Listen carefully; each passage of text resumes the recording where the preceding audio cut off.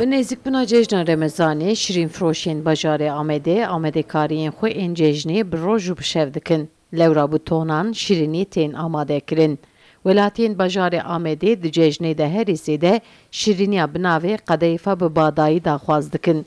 Ji bo wî jî hosteyên qedeyfê beriya cejnê di îmalatxaneyan de giradên xwe amade kirine û bi baldarî sînî bi sînî şîrînî amade dikin. Şîraniya Eydiya Diyarbakır nêzik bibise em zêde çê dikin. Millet pir dixwazin datî Diyarbakır.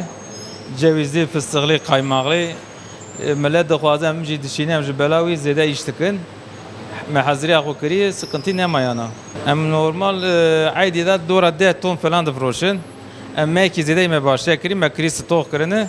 Sêr û Eydî dibîne em bir qeyda sadece pişirmiş dikin datîya xwe.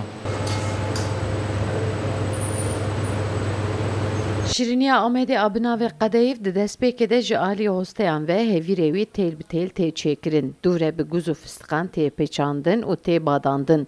Yek bi yek di sîniyên mezin de li ser tifkan de têne sorkirin. Herî dawiyê jî şerbeta wî tê lêkirin.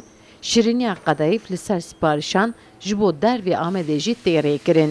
Fıstıklı, cevizli, kaymaqlı, peynirli, gücü kaliteli malzeme evtini zaten Diyarbakır daltı çatak daltı tibira insanım Diyarbakır daltı perhazdıkın. Derbe bu fazla hem sipariş var şinen. Kilo jide ben tepsi bu fazla özel sipariş şeyi.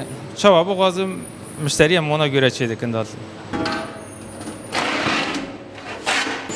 Şîrînfiroşên bajarê Amedê amaje pê dikin ku di cejna de dora 30 ton şîrînê bi giştî li bajarê Amedê tê firotin. Sevda Kaplan, Kurdistan TV, Amed.